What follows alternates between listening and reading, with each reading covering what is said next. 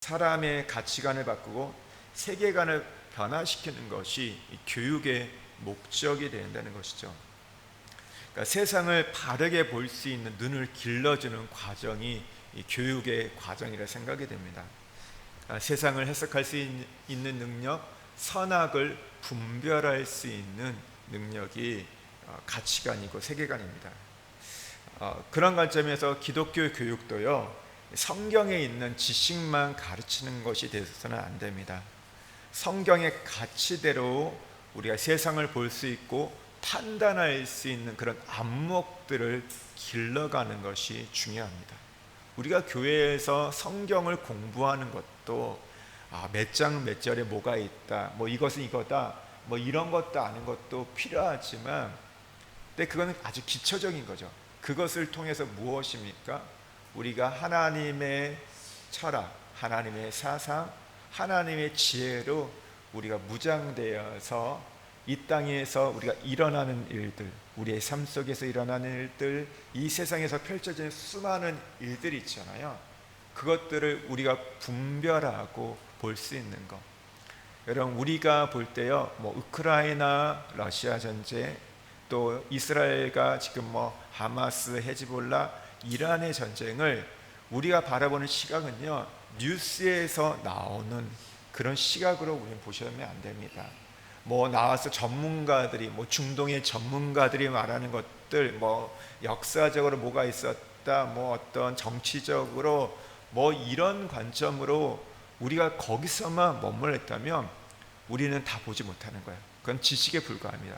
그 이상의 것, 하나님의 해안을 갖고 하나님의 지혜를 갖고 왜 이런 일들이 이뤄지는지, 그러니까 성경 속에 기록된 부분들과 예언된 부분들 속에서 우리가 그것을 깨달아갈 수 있고 볼 수 있는 그것들이 필요하다는 것이죠. 꽤 오래전부터 우리가 이 공교육에 대해서 신뢰하지 못하고, 특별히 이제 우리 기독교인들 중에서, 이제 독실한 기독교인들 중에서는 뭐 학교에서 가르치는 내용들이 너무나 이 부분들이 하나님을 대적하는 그런 사상들, 뭐 진화론은 이미 바탕이 모든 교육에 되어 있고, 뭐 요즘에는 이제 동성애, 제가 얼마 전에 그 유튜브에서 그 MBC, 미주 MBC에서 나왔던 방송인데 뭐냐면요, 부모들이 들고 일어났어요. 한국의 부모들이 500명이 넘게 데모를 했는데 무슨 얘기했냐면, 미국에서 12세 이상 되는 아이들에게 성에 대해서 얘기하면 그게 불법이 되는 거예요. 내 아들이에요. 내 아들인데 너 남자야, 이 얘기하면 이게 법에 접촉되는 거예요. 말하면 안 된대요. 이제 그 이상 됐을 때는 자기가 판단하는 거지, 그러니까 남성, 여성 그 얘기를 하면 안 된다는 거. 그것이 또 이제 학교 교육에서도 들어온 거예요. 그러니까 학부모들이, 그러니까 이제 들고 일어나고, 왜 학부모들의 의견을 반영하지 않고 마음대로 법원이 학교에서 그렇게 하냐. 그러니까 그게 가장 심한 데가 어디입니까? 캘리포니아죠. 그러니까 서쪽 지역이, 미국의 서쪽 지역이, 그 사이 좋다고 하는 그 지역이 가장, 여러분 어떻게 보면 타락해 있고 왜곡되어 있고 변질되어 있다는 거.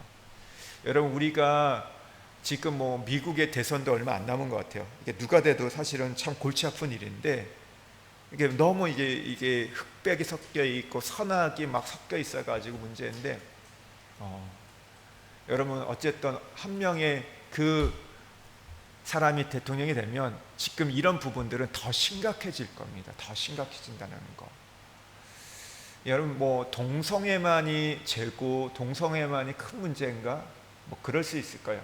성경은 그것만 죄를 얘기하지 않아요. 우리의 탐욕과 정욕과 수많은 걸 얘기하지만, 그러나 이 하나가, 이 시대 가운데에서 이 부분이 여러분 무너지게 되면 쓰나미가 됩니다.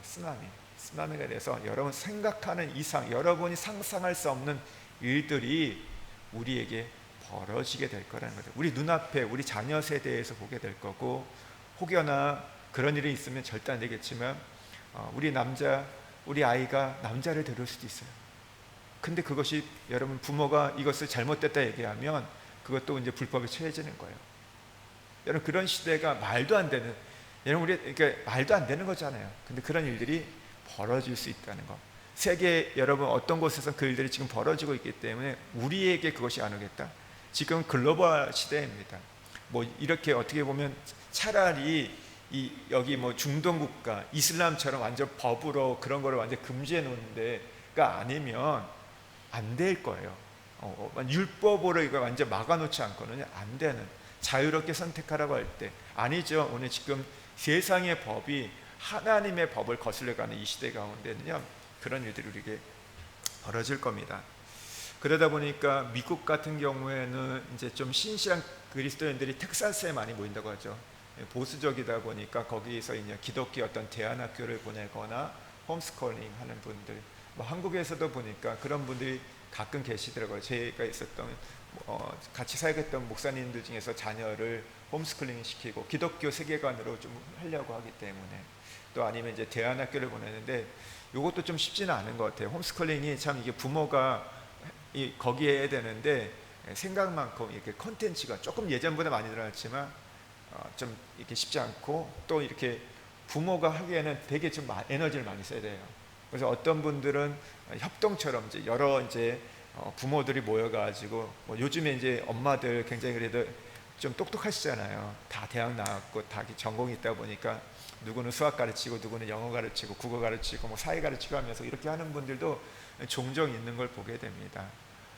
그런데 또 대안학교, 예전에는 좀 어떻게 보면 적응하지 못한 애들이 대안학교 보냈는데, 근데 지금 어떻게 돼요? 대안학교는 아무나 못 갑니다. 너무 비싸요, 학비가. 어디 보니까 뭐 저기 무슨 뭐 한국의 뭐 충청도 어디 학교 보니까 200만 원 있더라고요. 200만 원. 매달 200만 원. 학비가 200만 원에다가 또 뭐가 있을까요? 지방에 있으니까 이제 기숙사비 내야 되고, 또 매년 해외 가야 되고. 그러니까 부자가 아니면 못 가요. 보니까 가니까 거기 가 보니까 크리스찬들인데 보니까 뭐 어디 대기업 이사, 뭐 의사, 뭐 다 쟁쟁한 분들. 근데 거기서 또 이제 그걸 또 맺어가는 거예요. 참 사람이라는 게 그런 것 같아요. 거기서 이제 뭐 인맥을 쌓아가고 하는 것들. 처음에는 신앙으로 만났다고 보냈는데 참 그런 것들. 그러니까 이것도 참 쉽지 않은 그런 것들을 보게 됩니다. 여러분, 우리가 그런 거 있잖아요. 우리 이게 제가 몰랐는데 이게 그런 게 있더라고요. 이 한국에서는요, 이 엄마들이요, 아이들이 이제 초등학교 이제 고학년 되고 그러면요, 중학교 들어갈 때쯤 되면 성교육을 시켜요. 이게 삼삼오 먹어가지고 이제 강사를 불러가지고 시키는 거예요. 왜 그럴까요? 학교에서 하는 그 교육으로는 큰일 나기 때문에 이제 그런 것들, 뭐 교회에서도 그런 하는데 교회는 좀 그런 부분에 대해서 좀 어떻게 보면 조금 잘 못하잖아요. 해야 되는데 이런 부분들이 뭐 청소년 교육을 할 때 이런 부분을 하는데 잘 접근을 안 해요. 그 부분들에 대해서. 그러다 보니까 엄마들이 모아가지고 하는 거예요. 고일들을 막 이렇게 하는 부분들. 여러분, 참 우리 자녀들이 이 어떤 이 기독교 세계관을 무장되어 있지 않으면요, 참 어렵습니다. 이 세상을 살아가는 게 어렵습니다. 근데 반면에 무장되면요, 어떤 일이 일어나도 어떤 분야에서도 이것을 이제 성경적으로 이제 해석해가는 능력들, 책을 봐도 뭐 SNS를 봐도 이 보는 눈이 다르는 거예요.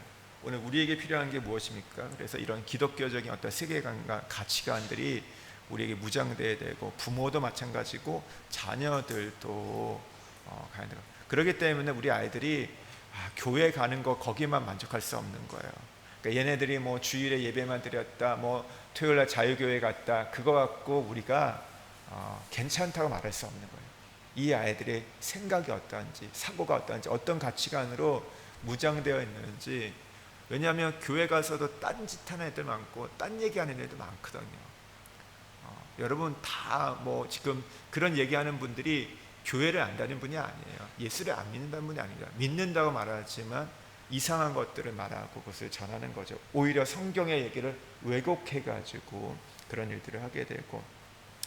보십시오. 우리가 지금 동성애 같은 경우도 안 믿는 자만 말하는 게 아니라 미국은 반 이상이 크리스찬이라고 하는데 넘어갔어요. 교단이 넘어갔습니다. 이미 이제 이미 동성애 목사를 안수하잖아요. 그래서 동성애 교단, 그래서 그것을 반대하는 목사는 파면되고 뭐 이런 일들이 곳곳에서 벌어지고 있습니다. 안 믿는 자가 아닙니다. 믿는 자예요.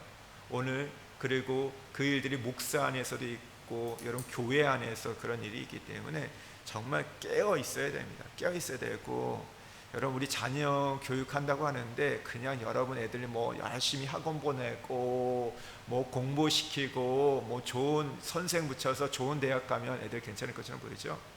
그렇지 않습니다. 여러분이 정말 하나님 앞에 엎드리지 않고 기도하지 않고 자녀들 하나님이 알아서 해주시겠다, 여러분 착각입니다. 여러분 정말 하나님 앞에 매달려도, 이 시대는 너무 악하고 음란한 시대이기 때문에 웬만해서는요 그게 안 돼요. 지금 너무나 지금은 타락했기 때문에 이 세상 문화 속에서 아이들이 살아가기 때문에 여러분들이 엎드리고 눈물을 흘리지 않고 애통하지 않고는요 자녀들이 바로 설 거다, 여러분 그렇게 생각하지 마십시오. 여러분 그냥 될 것처럼요, 하나님은 자비롭고 은혜가 많은 분이기 때문에 그건 우리 생각입니다. 우리 생각이에요. 여러분 성경을 자세히 보시면요, 여러분 사사시대 때 어떻게 합니까? 됐다가 또 끌려가요. 조금 하나님 구원해 주셨다가 또 포로가 되고 빼앗기고 하는 일들 계속해서 반복되는 걸 보게 된다. 7번의 사이클이 됐잖아요. 그게 얼마나 수백 년 동안 그렇게 된 거예요. 여러분 그게 만만하지 않습니다. 이 시대에 우리가 이 영적 도전과 싸움들 결코 만만하지 않습니다. 그래서 여러분 우리가 그렇게 여유 있게 보낼 시간들이 많지 않아요. 정말 자녀들을 위해서 특별히 어린 자녀들, 청소년 자녀들, 이미 큰 자녀들도 있죠. 근데 참 쉽지 않아요. 우리 손 안에서 벗어나는 순간 뭘 할 수 있겠습니까? 우리가 하나님께 매달린 것밖에 없어요. 알아서 되겠죠. 하나님이 알아서 좋게, 절대 그러지 않으세요. 하나님은 부르짖는 자, 찾는 자, 구하는 자에게 하나님께서 조그만 길을 보여주실까 말까 그럴 겁니다. 이 시대가 그래요. 여러분 한 영혼이 지금 돌아온다는 건 결코 쉬운 시대가 아닙니다. 예전처럼 부흥의 시대 때는요 그냥 같이 휩쓸려 갔어요. 그냥 가만히 있는데 거기 가서 그냥 은혜 받고 뒤집고 했는데 지금은 안 그래요. 그런 시대가 아닙니다. 이미 그런 시대는 지나갔어요. 이 대한민국에게 영적으로요 그 시대는 지금 아니에요. 지금 어떻게 보면 우리는 기독교의 세태기를 겪고 있잖아요. 거기서 지금 발버둥 치고 있는데 다시 이것을 반전하려면 어떻게 했습니까? 여러분 이쪽으로 오른쪽으로 가는 힘이 10이에요. 그러면 이것을 예를 들어서 가운데로 끌고 올라오면 얼마나 힘이 있어야 될까요? 이쪽으로 가는데 10이 했어요. 예. 최소 20 이상이 와야지 이쪽 중앙으로 오는 거예요. 이쪽까지 가려면 더 많은 힘이 필요한 거예요. 왜요? 그것을 한번 꺾였기 때문에, 빼앗겼기 때문에 다시 가져오는 것은요 여러분 10으로 되는 게 아니에요. 10으로 해도 거기 그냥 거기에 있는 거예요. 그 수준에 그냥 머물러 있는 것이지 되는 게 아닙니다. 20, 30 더 많은 힘이 주어질 때문에 가능한 거예요. 하나님의 그것들이 다시 우리에게 하늘의 문이 열리고 하늘 보좌로부터 그 생수의 강이 우리에게 흐르고 하나님의 말씀이 하나님의 말씀대로 선포될 때만이 가능한 겁니다. 오늘 시대가 그러잖아요. 말씀을 들어도 돼요? 튕겨내잖아요. 우리가 말씀 그대로 안 받아들이잖아요. 우리가 내가 필요한 것들은 받아들이고 꽃감 따먹듯이 필요한 것들은 먹고 아닌 것은 쓴 것은 뱉고, 그런 시대 가운데 무슨 역사가 있겠습니까? 여러분 그렇게 쉽게 생각하시면 안 돼요. 이 어떤 사고관과 가치관을 형성해 간다는 것은요 우리의 어떤 인격과 우리를 해내가는 거잖아요. 우리 몸 보시면 알잖아요. 뭐 하나 여러분 습관들이 있는데 쉬우십니까? 안 되잖아요. 반동작용이 있어요. 하려고 해도 뭐 우리가 제일 많이 다이어트, 작심삼일 했다가 또 안 되고, 좀 됐다가도 좀 지나면 어때요? 요요 현상 오고 더 되고 막 이런 것들, 이걸 가져간다는 게 여러분 우리 몸 하나도 그렇게 그 건강을 지켜가는데도 꾸준히 가져가는데도 그렇게 많이 힘이 되는데, 우리의 영혼, 우리의 정신, 우리의 마음을 지켜가는 거예요. 그렇게 쉬운 줄 아세요? 내가 5분 성경 본다고 해서 지켜질 것 같으세요? 내가 한 5분 정도 기도한다고 지켜질 것 같으세요? 그럴 수 있으면 좋겠어요. 근데 지금은 그런 시대가 아니에요. 지금은 몸부림치지 않으면요, 매달리지 않으면 그게 안 됩니다. 여러분 우리가 너무 잘 알잖아요. 우리가 이 사회 속에서도 뭐 할 때 그냥 되는 일이 어디 있습니까? 우리 사업을 하시는 분들 알잖아요. 그게 그냥 돼요? 정말 죽기 살기로 매달려도 될까 말까 하는 거야. 열의 한둘이나 그 일들이 되는데, 여러분 그거 열심히 안 하는 분은 없어요. 다 해요. 근데도 될까 말까요. 그렇다면 우리의 영혼의 문제들, 우리 자녀의 문제들, 여러분 그게 쉬울까요? 여러분 이 부분에 대해서 우리는 정말 경각심을 가지셔야 돼요. 사실은 그러면서 하나님 앞에 매달려 가는 거, 어떻게 하면 이렇게 될 것인가, 어떻게 하면 이 아이들에게 하나님의 지혜를 무장할 것인가, 이 부분들을 갖는 게 중요합니다. 여러분 기독교의 가치관의 핵심은 무엇입니까? 우리가 한번 말씀 찾아볼게요. 잠언 9장 10절 말씀 한번 보겠습니다.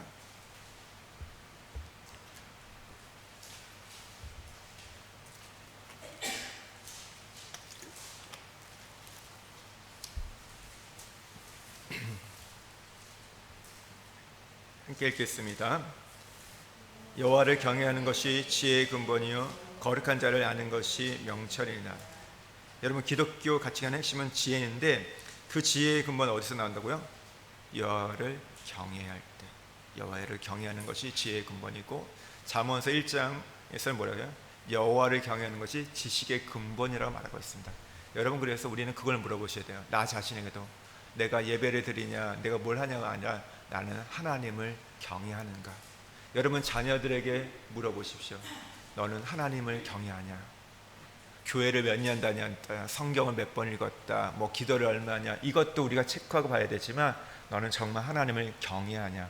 코람되어 하나님 앞에서 너의 인생을 살아가냐? 하나님이 나를 보고 계시다는 것을, 그분이 내 인생의 으뜸이신 것을, 퍼스트인 것을, 모든 것의 결정권자인 것을 두렵고 떨림으로, 내가 그래서 함부로 내 인생을 결정하지 못하고 대학을 가는 것도 내가 좋아하는 대학이 아니라 이것이 정말 하나님이 인도하시는 대학인지, 하나님 원하시는 대학을 묻고 가는 것인지, 네가 공부하는 이유도 무엇 때문에 하는 것인지, 세상에 많은 것처럼 성공하고 안정적인 직장을 갖고 이후에 어떤 편안한 삶을 살기 위해서인 것인지, 정말 하나님을 위해서 가는 것인지, 그걸 물으셔야 돼요. 하나님을 경외하는가. 여러분 잠언 8장 13절 말씀도 함께 읽겠습니다. 잠언 8장 13절이요. 여호와를 경외하는 것은 악을 미워하는 것이다. 나는 교만과 거만과 악한 행실과 폐악한 입을 미워하느냐. 여러분 여호와를 경외하는 게 뭐라고요? 악을 미워하는 거라고 얘기해요. 하나님을 경외하는 자는요 악을 가까이지 않고 여러분 멀리합니다. 이 얘기는 무엇입니까? 오늘 여호와를 경외하는 자에게는 지혜의 근본인데, 지혜가 있으면 어떻게 돼요? 우리가 무엇이 선악인지 구분하게 되는 거예요. 우리는 그렇게 얘기해, 뭐 어떻게 다 알아. 근데 여러분 하나님의 지혜가 임하면요 그것이 깨달아지고 분별력이 생깁니다. 이 땅에서 일어나는 일들이 그냥 자연스럽게 있는 것이 아니라 그 이후에 배후의 것들이 보이고 그 악한 것들이 보이면서, 그것은 옳지 않기 때문에 세상에 많은 사람들, 여러분 그러니까 우리 뭐 한국적으로는 되게 좋은 일이 있었죠. 뭐 노벨 문학상 탔고 이런 부분들이 있잖아요. 근데 우리가 그 부분들이 저는 뭐 정치적인 얘기를 하려고 하지 않습니다. 근데 우리가 그 체계에 대해서, 그것이 근데 하나님과는 무관한 거예요. 그렇지 않습니까? 하나님과 무관한 거예요. 그게 뭐 어떤 분들이 얘기하더라고요. 이게 이제 우리나라가 이제 K-팝, 어떤 K 뭐 푸드 했는데 이제는 어떤 이 문학적인 것까지 확장됐다고 하는데, 근데 여러분 우리는 그거 뭐 세상은 그렇게 말해요. 근데 그 이후에 이면에 있는 부분들을 보셔야 돼요. 여러분 얼마나 많은 이 문학상들이 어떤 얘기가 많습니까? 어떤 사회적인 이슈를 많이 다룬 거죠. 어떤 그 부분들을 잘 표현한 것도 있지만, 근데 거기에 뭐예요? 하나님을 대적하는 게 굉장히 많거든요. 여러분 아무리 세계적으로 이렇게 알려지고 여러분 그것들을 인정받는다고 해서 여러분 그것을 우리가 다 동의할 수 있을까요? 여러분 기독교인으로서는 그럴 수 없다는 거죠. 여러분 이 책도 어마어마하게 팔린다고 하더라고요. 전 세계에서 없어서 뭐 지금 뭐 저기 뭐야 어디죠? 출판사들, 그리고 이제 인쇄소가 지금 호황이 돼요. 이거 매일 찍어내야 되니까. 그렇잖아요. 근데 이 책만이 아니고 여러분 전 세계에서 어떤 그런 문학상을 받았던 책들이 그럴 거잖아요. 수백만 권 이렇게 막 팔리고 할 때 그 얘기는 무엇입니까? 수많은 사람이 그 책을 보면서 그 영향을 받는다는 겁니다. 우린 그것을 좀 생각하셔야 돼요. 그게 좋다, 잘 됐다, 그게 아니라 그 이후에 어떤 영향력들, 사람들에게 어떤 사상을 가게 되는지, 거기에 악들이 많이 있거든요. 그러니까 그거에 대해서 우리는 분별함이 우리에게 필요합니다. 오늘 우리가 보는 이 말씀은요, 본문은 지혜가 과연 우리 삶을 어떻게 판별해 주는가 얘기하는데요. 11절 말씀에 보면요, 우리 본문으로 돌아와서요, 본문 이런 얘기를 합니다. 지혜는 유산같이 아름답고 햇빛을 보는 자에게 유익이 되도다. 이 말을 그냥 문자대로 보면요, 지혜는 재물처럼 아름답다. 그러니까 지혜하고 재물이 동급처럼 여겨져요. 그런데 원문을 좀 보면요, 그게 아니라 지혜는 재물과 함께 있을 때 아름답다. 그러니까 like가 아니라 with라는 단어로 해석해가면 이 뜻이 전 맞습니다. 근데 이게 뭘 얘기하냐면요, 솔로몬이 그러니까 세상을 살아보니까 지혜만 있어서는 안 된다. 지혜와 함께 재물이 있어야 우리의 인생이 성공하고 대접받고 완성되더라, 이런 얘기를 합니다. 여러분, 이 말이 맞죠? 이 말이 맞아요. 그러니까 돈의 위력이 지혜의 절대적인 세상인 걸 보게 됩니다. 왜 그러냐면 뒤에 전도서 9장 15절 말씀 한번 보실래요? 9장 15절 16절이요. 같이 한번 읽겠습니다. 그 성읍 가운데 가난한 지혜가 있어서 그의 지혜로 그 성읍을 건지는 것이라. 그러나 그 가난한 자를 기억하는 사람이 없었도다. 그러므로 내가 이르기를 지혜가 힘보다 나으나 가난한 자의 지혜가 멸시를 받고 그의 말들을 사람들을 듣지 아니한다 하였노라. 이게 무슨 얘기냐면 어떤 마을에서 있었던 이야기를 지금 솔로몬이 적은 건데, 마을에 위기가 닥쳤는데 어떤 가난한 사람이 지혜로웠던 사람이 있었던 것 같아요. 그 지혜로 인해서 그 마을의 위기를 벗어난 것 같습니다. 그런데 세월이 지나다 보니까요, 어떤 일이 벌어졌냐면요, 이 지혜자를 기억하는 사람이 없다는 거예요. 오히려 이 가난한 지혜자를 멸시한다고 말합니다. 그래서 뭐가 필요하다고요? 재물이 있어야 한다 말하는 거예요. 세상은 지혜보다 재물이 더 권력이 있다고 이야기해요. 여러분, 이 말에 여러분 동의하십니까? 우리가 세상을 살아가면요, 이 말에 동의할 수밖에 없어요. 솔로몬이 지금 말하는 건 뭐냐면요, 이게 맞다는 게 아니라 지금 세상의 이치가 그렇다는 겁니다. 이 타락한 해 아래에서의 세상은 그렇다는 것이죠. 생리가 그렇다는 거예요. 그러나 그것을 오늘 동의하지는 않습니다. 그래서 12절에 이렇게 말하죠. 한번 같이 읽겠습니다. 지혜의 그늘 아래에 있음은 돈의 그늘 아래에 있음 같으나 지혜에 관한 지식이 그늘이라는 것은 뭘 얘기하죠? 보호를 위함이다. 그러니까 이거는 배경이 이스라엘 백성들의 광야 생활을 좀 배경한 거예요. 이스라엘 백성들의 광야라는 것은 낮에는 덥고 밤엔 추운데 그 위에 하나님께서 40년 동안 인도할 때 뭐가 함께 있었죠? 불기둥과 구름기둥이 있었잖아요. 더울 때는 구름기둥으로 덮어주시고 추울 때는 불기둥으로 보호해 주셨잖아요. 그러니까 여기서 그늘이라는 것은요, 어떤 보호를 의미하는 거예요. 보호를. 그래서 우리가 그런 말 하잖아요. 뭐 남편의 그늘 아래, 또 자식의 그늘 아래.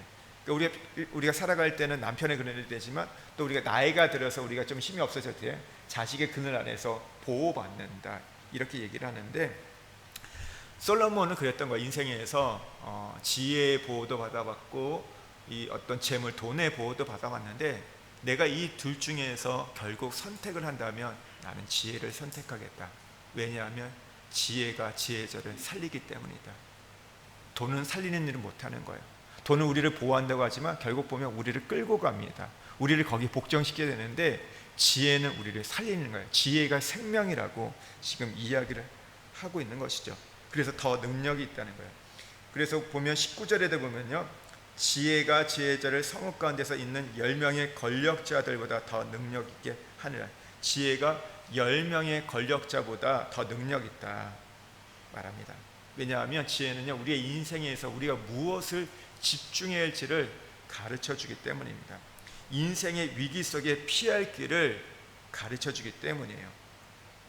우리가 어디에 그늘에 있는지, 누구 그늘에 있어야 할지를 알려주는 거죠. 여러분, 다시 한번 질문해 봅니다. 지혜는 어디서부터 옵니까? 하나님께, 여호와께로 옵니다.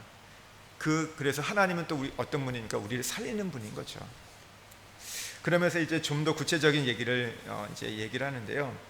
이제 하나님의 주권과 관련된 얘기를 해요. 지혜와 오늘 하나님 주권에 대해서 얘기하는데 13절 말씀 한번 읽겠습니다. 하나님께서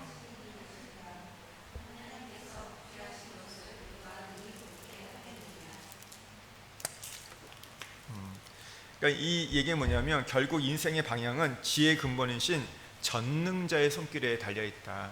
이 말씀은 하나님의 주권이군요. 그 문학적으로 하나님이 굳게 한 것들을 누가 필 수 있겠냐. 하나님의 절대 주권. 그러니까 아무리 천하가 밀어붙여도 하나님이 막으면 되는 일이 없다는 거예요. 반대로 세상이 아무리 반대해도 하나님이 하시면 막을 수 없다는 겁니다. 여러분, 세상에서 가장 지금 막고 있는 일이 무엇인지 아십니까? 이 땅 가운데 종말이 오는 것, 주님의 재림을 여러분 사단은, 이 세상은 그것을 가장 막고 있어요. 그러나 그 일은요 반드시 이루어질 겁니다. 왠지 아세요? 하나님의 의지가 있기 때문에. 하나님의 그 주권 속에 그 일들은 오늘 우리에게 예언하기 때문에. 성경은 재밌는 게 뭔지 아세요? 하나님이 말씀하신다는 게 무슨 얘기냐면요, 그 말씀에는 하나님의 의지가 있다는 거예요. 하나님께서 반드시 지키신다는 겁니다. 반드시 행한다는 것. 하나님의 말씀 이꼴 행동입니다. 그러니까 하나님이 행동하신다는 거냐, 말씀하실 때 행동하시는 거예요. 그러니까 그 말씀들, 성경에 그것들이 우리에게 분명히 예언되어 있고 선포되어 있기 때문에 그것은 하나님이 행하신다는 거죠. 어느 누구도 막을 수 없다는 거. 여러분, 그러나 우리가 이것을 어떤 숙명론, 그냥 운명론과 그냥 끌려가서 안 돼. 그냥 우리 운명 그냥 결정됐으니까 뭐 되는 대로 사는 거다. 그건 아니에요. 우리가 그분의 주권을 인정하면서 따라가는 거죠. 그러면서 이제 또 우리의 인생에 대해서 주권을 얘기하면서 이런 얘기를 합니다. 형통한 날만 있으면 좋겠는데 하나님의 섭리, 이 어떤 통치, 하나님의 계획은 또 그렇지 않대요. 우리 모두에게 형통한 날도 주시지만 공고한 날도 준다고 지금 말합니다. 14절 말씀을 한번 보겠습니다. 형통한 날에는 기뻐하고 공고한 날에는 되돌아봐라. 이 두 가지를 하나님 병행하사 사람이 그의 장래일을 능히 헤아려 알지 못하게 하셨느니라. 여기에 보면 형통한 날은 뭐 하라고요? 기뻐하라고 얘기하고 있어요. 그러니까 하나님이 허락하신 기쁨을 편하게 누리라는 건데요, 이건 뭐 가르쳐주지 않아도 우리 잘 아는 것 같습니다. 그런데 인생에는 형통한 날만 있는 게 아니라 어떤 날도 있다고요? 공고한 날도 있어요. 그러니까 감당하기 힘든 이 폭풍 같은 게 우리에게 밀어닥쳐요. 그때는 어떻게 하라고요? 뒤를 돌아보라고 생각하라고 얘기하고 있습니다. 그러니까 그런 거잖아요. 뭐 집에서 보니까 좀 사업이 잘 됐어요. 근데 또 그러면 형통한 날인 거죠. 근데 보니까 또 뭐예요? 자식은 사고를 치고 있는 거예요. 첫째는 좀 그래서 괜찮게 또 갔다가 생각했는데 이제 둘째가 완전 망나니 짓 하고 있네요. 둘째까지 잘 지나갔는데 이제 셋째는 완전 더 완전 뒤집어져가지고 지금 뭐 인간 노릇도 안 하고 그래요. 뭐 이거 하나만 지나서 잘 되면 괜찮겠는데 그렇지 않잖아요. 또 보면 우리의 인생에 공고하고 어렵고 힘든 일들이 이게 왔다 갔다 해요. 그러니까 참 좋은 날도 있고 힘든 날도. 근데 보면 이스라엘 백성들이 광야 길을 갈 때 그랬잖아요. 좋은 일 있을 때 뭐 했어요? 잔치를 벌였습니다. 꽹과리를 울리고 막 찬양하고 춤추고 뭐 하나님 같은 분이 없습니다. 막 이렇게 노래해요. 그런데 어려움 당하니까 뭐예요? 언제 그러냐면서 입에서 늘 원망과 불평과 분노가 막 쏟아져요. 내가 차라리 그냥 애굽에서 살았단 날걸, 근데 이 강야를 무덤산 다리 끌고 왔습니까 하면서 막 원망, 하나님을 마치 그런 거죠. 뭐 죽일 놈처럼 막 대하고 뭐 이런 거 막. 그래서 모세 잡아 죽이려고 막 그러잖아요. 근데 그게 우리의 모습이라는 거죠. 사실은 우리의 모습들. 근데 오늘 여기에 보면 이렇게 해죠. 왜 이 두 가지를 병행해서 주셨냐 했을 때 답은 이거예요. 그의 장래일을 능히 헤아려 알지 못하게 하느니라. 하나님은요 우리에게 보여주시는 게요 다 보여주지 않아요. 성경도 뭐라고 해요? 하나님 말씀은 내 발의 등에 내 길의 빛이라고. 희미한 빛이에요. 근데 그게 어디만 보이는 빛이에요? 내 발 앞에. 그 하루만 보여주는 거예요. 어떻게 보면 그 바로 앞에 있는 것만. 어제 우리나라가 축구를 이겼나요, 졌나요? 보셨어요? 저는 못 봤는데 이겼다고 하더라고요. 3대1로요. 제가 오늘 그 경기를 뭐 모르겠습니다. 뭐 다 안 보겠죠. 근데 뭐 이제 짤막하게 뭐 중요한 것도 보는데 제가 그거 볼 때 흥분할까요? 흥분하지 않을까요? 골 넣을 때는 흥분하겠죠. 근데 다른 거는 그냥 그러나 보다 할 거야. 이미 3대1라는 거 알기 때문에, 경기를 다 알기 때문에 별로 뭐 이긴 거에 기쁘죠. 좋지만 흥분과 기대감, 이게 어떻게 될까 하는 그런 생각은 전혀 없습니다. 다 알고 있거든요. 다 알고 있어요. 우리가요 우리의 인생을 진짜 뭐 하실 얘기 있어요? 저한테 얘기해 주세요. 그것도 모르세요? 이라크하고 했습니다. 예, 이라크하고 이겼고, 이제 우리나라가 월드컵에 나갈 확률이 97%인가 뭐 되게 높아졌대요. 거의 뭐 그러니까 우리는 지금 이제 세 번째 됐대요. 지금 일본, 이란 다음에 세 번째. 근데 안타깝게 인도네시아는 어제 중국한테 졌습니다. 예, 중국한테. 예, 너무 지금 그래서 여러분, 그래서 지금 이 주변에 있는 우리 여기 현지인들을 애통하고 있습니다. 애통하고 있어요. 이것도 여기서 했나요? 어디서 했는지 모르겠네, 그 경기를. 네. 그랬어요. 그러니까 이미 결과를 알고 나면요, 별 기대치가 없습니다. 알고 있게 돼요. 우리의 인생도 마찬가지예요. 우리가 다 알면 얼마나 좋을까 이런 생각을 해요. 근데 그러면요, 우리가요 하나님에 대해서 집중하지 않습니다. 하나님을 찾지 않아요. 다 아는데 뭘 찾아요? 내가 이제 1년 후에 어떻게 될 건데, 여기에 있을지, 내가 저기 또 한국에 가 있을지, 아니면 딴 데를 다 아는데 뭘 이렇게 저거 하겠어요? 다 정해져 있는데. 근데 하나님 그걸 알려주지 않는 거예요. 왜 안 알려주세요? 하나님을 집중하기 위해서, 하나님을 붙들기 위해서. 근데 이 말씀을 보면서도 이런 생각이 있죠. 그래도 내가 조금 미래를 알면 얼마나 좋을까. 하나님 알려주면 내가 언제 죽는지 알고. 그러면 우리 뭐 그러지 않아요? 내가 죽는 날이 딱 정해져서 생각해서 80까지 살고 나면 내 인생이 한 30년 남았으니까 30년 뭐 해야겠다. 뭐 애들하고 뭐 하고 남편하고 뭐 할까 말까, 이거는 생각 좀 해보고, 어디 갈까 뭐 할까 뭐 할 거예요. 그리고 내가 이 장사하면 이게 하나님 대박나게 해주시고, 내가 이거 하면 10배 잘 된다 하면, 여러분 안 할 사람은 어디 있겠습니까? 그렇잖아요. 근데 지금 해도 될뚱말뚱 이러잖아요. 정말 힘들잖아요. 그러니까 그래서 보면 그 교회 안에서 그래서 이제 예언 기도하는 분들이 좀 이렇게 뭔가 좀 높이 보는 경우 있잖아요. 막 이렇게 얘기해주고 그러면. 근데 하나님은 그렇게 하지 않으세요. 미래를 우리에게 다 알려주지 않으세요. 형통한 날과 공고한 날을 주셔서 어떻게 합니까? 오히려 우리를 겸손케 합니다.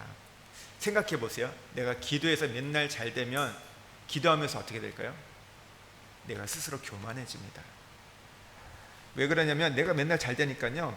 근데 옆에 보니까요, 저 사람 기도하는데 기도가 안 돼요. 그러면 어떤 마음이 드냐고요? 그것도 못해? 그게 안 돼? 예전에 그런 분이 계셨어요. 아는 집사님인데 정말 이분은 엘리트였어요. 엘리트고 3대 인명사전, 전 세계 3대 인명사전까지 나올 때 똑똑한 분이거든요. 그러니까 소위 말하는 스카이 나오신 분이에요. 그리고 유학도 하시는데, 이분은 시험 볼 때 100점 맞지 않는 게 이해가 안 된대요.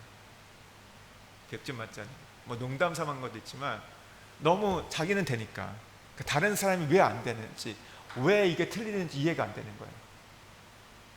저는 틀리는 게 너무 이해가 잘 되거든요. 틀리는 게 당연하지, 저걸 어떻게 맞췄지? 그러잖아요. 여러분 요즘에 보면 문제가 이게 문제가 아니잖아요. 이게 뭐예요? 맞히는 문제가 아니면 뭐예요? 틀리는 문제잖아요. 어떻게 하면 틀리게 할까? 학력을 측정하는 게 아니에요. 그렇지 않아요? 이걸 붙일까 떨어질까 하기 위해서 말도 안 되는 문제를 내잖아요. 배우지 않은 걸 하잖아요. 우리가 12년 동안 배운 걸 내야 되잖아요. 근데 그게 아닌 게 나오거든요. 뭐 여기 있는 아이들은 수능을 안 보니까 뭐 하지만 뭐 킬러 문항 낸다고 하고 말도 안 되는 문항 내잖아요. 제정신이 아닌 거죠. 안 그렇습니까? 저만 그렇게 생각해요?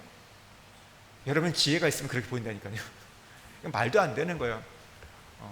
그것도 보면 학원에서 그거 갖고 돈 벌어먹는 사람도 있고, 그게 제대로 된 사회입니까?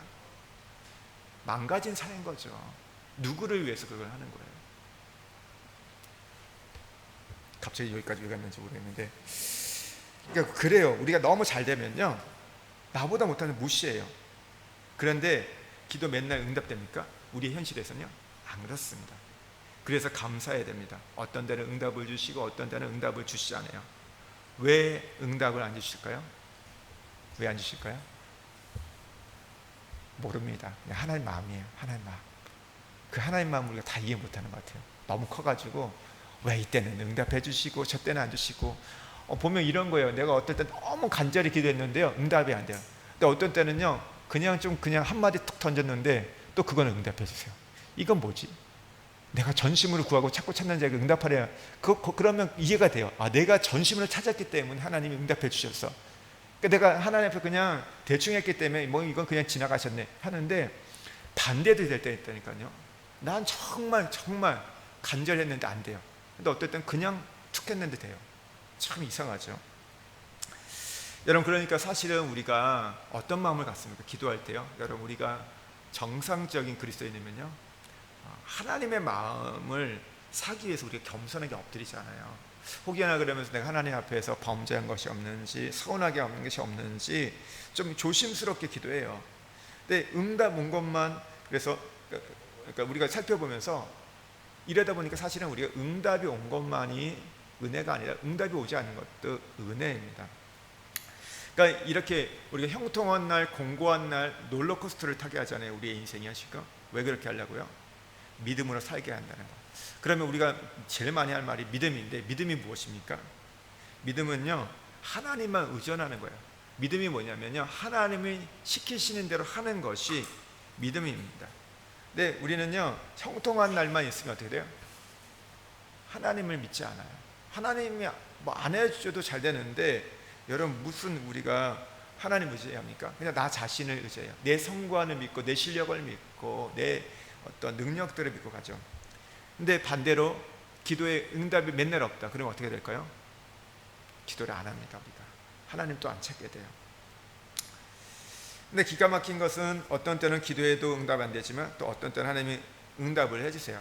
이렇게 왔다 갔다 하세요. 막 어떤 때는 됐고, 그러니까 곤두박질도 쳤다가 또 회복도 시켜줬다가 막 그렇게 돼요.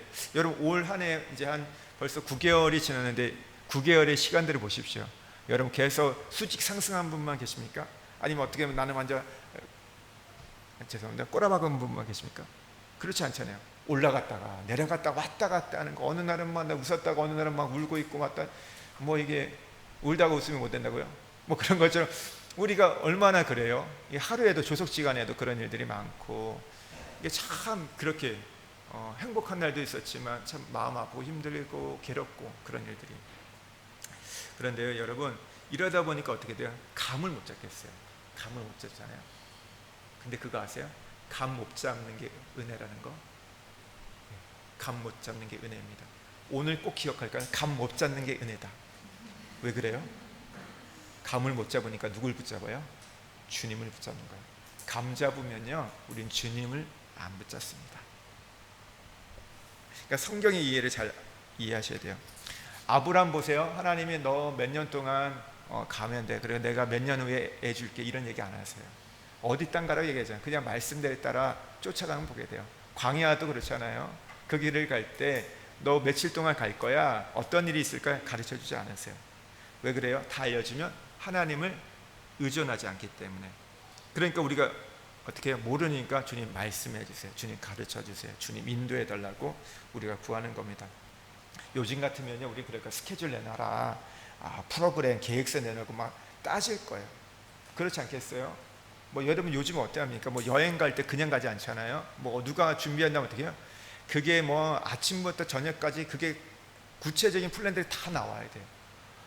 얼마나 힘든지 모르겠어요. 예전에 저 교회에서 아울리치 갈 때는 그냥 따라갔어요. 뭐 5박 6일 하면요, 뭘 하는지 몰라도 일단 따라갔어요. 준비하고 가서 했는데, 요즘에는 그렇잖아요. 다 알아야 돼. 아침에는 어디를 가야 되고 오후에는 뭘 가고 다 그게 돼야 돼요. 그러니까 다 이게 우리의 이성과 성식 안에 이게 들어와 있어야 돼요. 이게 플랜 안에 들어와야지 되지, 안 그러면 안 하려고 해요. 짜증을 내요. 막 좀 신뢰하고 오십시오. 근데 안 하려고 해요. 여러분, 우리가 어떤 뭐 계획을 세우고 스케줄을 잡고 이런 부분들이 삶에서 필요하죠.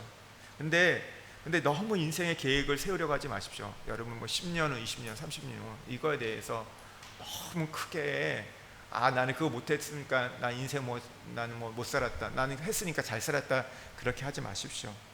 여러분, 물론 아무렇게나 넓어져서 우리의 인생을 살면 안 되죠.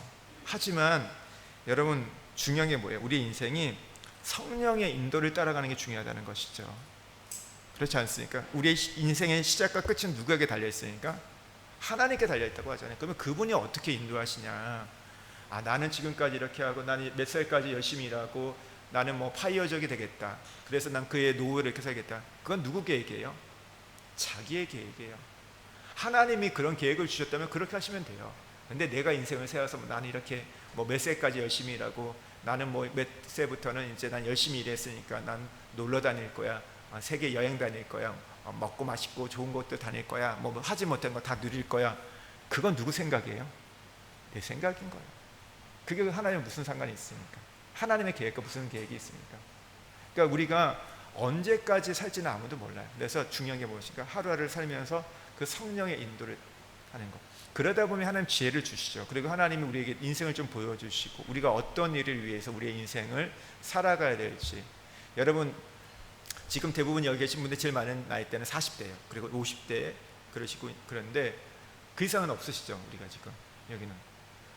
근데 뭐냐면 40대 50대 인생이 아니라, 뭐 우리가 100세 시대에 늘 얘기하잖아요. 그건 무슨 얘기입니까? 여러분, 100세라는 것은 우리가 건강만이 좋아진 게 아니라, 우리가 어떻게 보면 우리가 제2의 인생을 한 번 더 꿈꾸고 하나님 앞에 비전을 갖고 갈 수 있는 시간들의 기회가 이 시대에 가운데 주어졌다는 거예요. 어떻게 보면 일단은 우리 환경적으로 우리의 건강이 주어졌다는 거예요. 그러면 60대에도 꿈을 꾸는 거예요. 내가 어떤 하나님의 일들에 대해 그거에서 내가 가겠다. 나는 이제 퇴임했으니까 끝나는 게 아니라 리타이어 하는 거죠. 그 시간을 통해서 새로운 일들을, 하나님의 어떤 부분들. 여러분, 그 우리나라 사람들 정말 똑똑합니다. 그리고 갖고 있는 것들이 많아요. 우리가 볼 때는 굉장히 치열해가지고 저거는 대단한 것 같고 뭐 저상한데, 세상에 나가면요, 다른 나라 가면요, 한국 사람 어딜 가든지 똑똑해요. 뭔가를 갖고 있어요. 기술을 갖고 있고 좋은 것들을 갖고 있습니다. 나눠줄 게 진짜 많다는 거예요. 그러니까 어떤 분들은 60세에 대해서 선교사 나가세요. 그러니까 시니어 선교사라고 얘기하는데, 이런 분들이 있어요. 가서 그 나라에 가면요, 뭐 한국에서는 이렇게 할 일이 별로 없을 수도 있어요. 왜냐하면 한국에서 지금 경비원들이, 아파트 경비원들이 어떤 분인지 아세요? 엘리트였던 분들이에요. 어떤 분들 보면 교장 선생님, 뭐 대기업에 뭐 하고, 그러니까 그 일을 보는 분들이요, 아무나 하는 게 아니에요. 그리고 그러니까 보면요, 다 이미 이 고급 인력했던 분들이 그 지금 이제 우리 집, 그러니까 아파트를 지켜주고 계시는 거죠. 근데 할 일이 더 많죠. 뭐 그것도 가치 있는 일을 할 수 있지만 너무나 많은 좋은 자원들이 있다는 거예요. 그렇다면 뭐예요? 꿈을 꿔야죠. 할 일이 너무 많아요. 사실은 찾아보면, 갈 곳도 막 가면. 우리가 그래서 우리의 인생을 그분께 맡기고 인도함 받는 것. 사람이 계획하시되 그 걸음을 인도하시면 누구라고요? 하나님.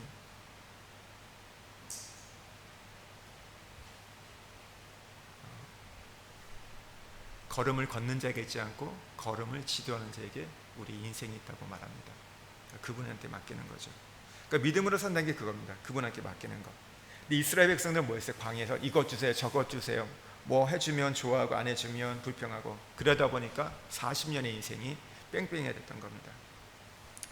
여러분 잘 보세요. 그 여리고성을 정복할 때 어떻게 해요? 하나님께서 원칙을 주시죠. 돌아라. 돌라고 할 때 어떻게 하세요? 맨 앞에 용사를 무장시키고 나팔을 들고 제사장을 세우고, 다음에 언약궤를 맨 제사장을 서게 합니다. 그리고 나서 어떻게 하냐면 매일 한 바퀴씩 돌게 하세요. 그리고 마지막 7번째는 어떻게 하죠? 네? 7바퀴를 돌게 하죠. 총 13바퀴를 신문 가운데 돌았고, 마지막 날 외쳤을 때 무너졌습니다. 두 번째, 아의 성을 정복할 때는 어떻게 해요? 이들이 그렇게 생각하죠. 대승을 거고 나와서 우리가 3,000명 정도의 적이니까 나가서 싸우면 이길 수 있었는데 어떻게 됩니까? 그 전쟁에서 패배합니다. 패배하는데, 그래서 하나님 뭐라고 해서 뭐라고 말씀하십니까? 이게 그 외쳐야 됩니까? 우리가 뭘 해야 됩니까? 물어봤을 때, 그러니까 왜냐하면 여리고성을 정복했던 그 방법으로 가야 됩니까? 물어봤을 때 하나님 뭐라고 대답하세요? 그게 아니, 뭐라고 말씀하시냐면 11절 떼어먹은 놈이다. 그 놈 잡으라고 말씀하세요. 그랬을 때 아간을 잡죠. 아간이 뭐 이렇게 큰 거 아니에요. 그냥 조금 전리품 일부분하고 뭐 옷, 뭐 금 이런 거 조금 가져왔는데, 근데 이 원칙이 있었죠. 첫 번째 전쟁에서 승리는 다 누구 거라고요? 하나님께 바치는, 그들과 하나님과의 약속이 있었어요. 첫 것은 초태성 하나님 거라 해서. 근데 그걸 안 지켰어요.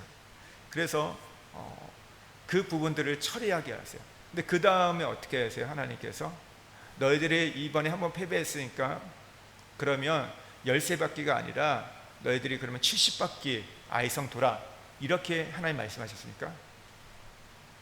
그렇게 하지 않으셨어요. 아간을 처리하니까 하나님 그 다음에 그 전쟁에서 승리케 하셨습니다. 여러분, 믿음이라는 건 그런 거예요. 우리가 해왔기 때문에 그 방식을 따라가는 게 아니라 하나님이 오늘은 올라가라면 올라가고 내려가라면 내려가는 게 바로 믿음입니다. 하나님이 싸우라고 하면 싸우는 거, 싸우지 말라고 하면 싸우지 않는 게 믿음이라는 것이죠. 여러분, 우리가 형통한 날, 공고한 날을 하나님 주신 것들을 기억하셔야 된다. 형통한 날은 뭘 하라고요? 기뻐하는 겁니다. 기뻐하는 게 뭐예요? 감사하는 것이고, 우리가 춤추는 것이고, 노래하는 것이고, 간증하는 것이고, 우리가 주신 은혜를 함께 우리가 공유하는 거예요. 여러분, 그러면 공고한 날은 뭐 하라고요? 생각하라고 합니다. 왜 일이 안 됐을까? 내가 하나님 앞에 혹시 뭔가 범죄한 부분은 없는지, 하나님 마음에 좀 섭섭하게 한 부분은 없는지, 하나님 또 다른 어떤 계획이 없는지를 깊이 묵상하라는 겁니다. 이제 한 가지만 좀 더 살펴보면요, 15절 이후에 보면요, 그러니까 솔로몬이 근데 또 하나 인생의 국면에서 이해할 수 없는 한 가지 일들이 있습니다. 이게 뭐냐면요, 내용을 요약해보면 이런 거예요. 의인은 망하고 악인들은 승승장구한다는 겁니다. 그러니까 우리 마음속에 드는 의문인 거예요. 이 정의감이 많은 사람일수록 더 그런 거예요. 어떻게 저 악한 사람들은 잘 돼? 근데 이렇게 선하다고 의인이라고 생각하는 사람은 안 돼. 근데 또 이런 것도 있어요. 내 안에 우리 피해의식도 있는 거예요. 저 인간, 나를 이렇게 괴롭힌 인간은 우리가 보면 정말 악나는 수법을 했는데 나는 그래도 잘 살아오려고 했는데 정직하게 했는데 안 돼? 그러니까 이거에 대해서 우리가 들끓는 분노가 있습니다. 근데 오늘 이 부분에 대해서 뭐라고 얘기하냐면 솔로몬은요 이렇게 얘기합니다. 16절과 17절 말씀, 지나치게 의인이 되지도 말며 지나치게 지혜자도 되지 말라. 어찌하여 스스로 패망하게 하겠느냐. 지나치게 악인이 되지 말며 지나치게 우매한 자도 되지 말라. 어찌하여 귀한 전에 죽으려고 하느냐. 그러니까 이 말이 그러면 지나치게 극단이 되지 말라, 그냥 적당하게 살라는 말입니까? 그러니까 뭐 동양 사상에서 뭐 중형의 도가 있잖아요. 뭐 그걸 얘기할까요? 아닙니다. 뭐 그냥 중간쯤 되고 그냥 대충 이렇게 해. 너무 이렇게 뭐 이렇게 신경 쓰지 마, 이런 얘기 아니에요. 이 얘기는 뭐냐면요, 지금 솔로몬이 말하는 것은 근원적인 얘기를 합니다. 뭘 얘기냐면 우리가 의인이나 악인이나 다 죄인이다. 악인도 죄인이고 의인도 의롭게 산다고 생각하는 너도 사실은 죄인임을 오늘 우리에게 말해주고 있는 겁니다. 아무리 우리가 힘쓰고 의로운 척해도 똑같은 죄인임을, 그러니까 죄를 지었냐 안 지었냐, 어떤 행위적인 죄를 했냐 안 했냐, 얼마나 선한 일을 많이 했냐 안 했냐, 그걸 갖고 우리는 도토기를 키재기가 하고 있는데, 그게 아니라 우리는 다 뭐라고요? 하나님 앞에서 죄인임을 기억해라. 그걸 인정하라는 얘기입니다. 그렇다면 어떻게 살아야 한다고 결론적으로 얘기합니까?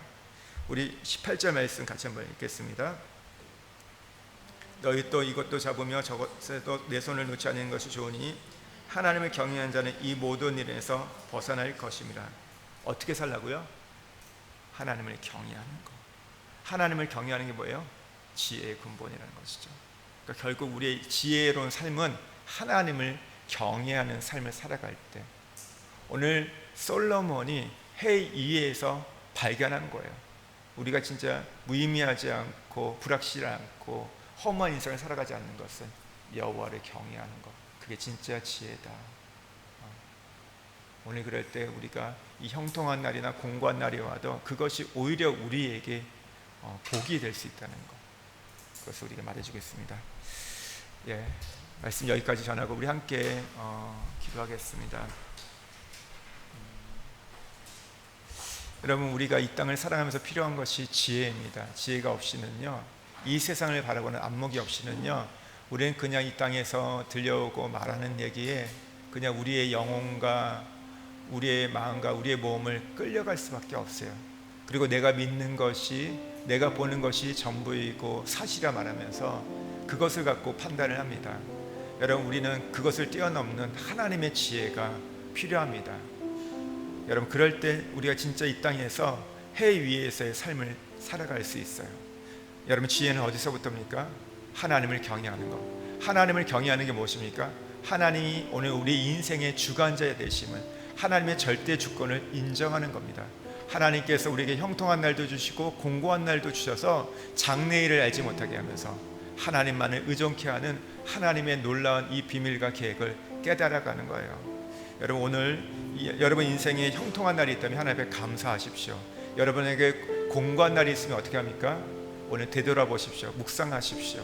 그러면서 우리가 하나님을 의지하고 믿음으로 살아갈 수 있는 우리가 되기를 결단하면서 우리가 이 시간 함께 기도하겠습니다. 주여 은혜를 주옵소서. 한번 외치고 기도하겠습니다. 주여 은혜를 주시옵소서.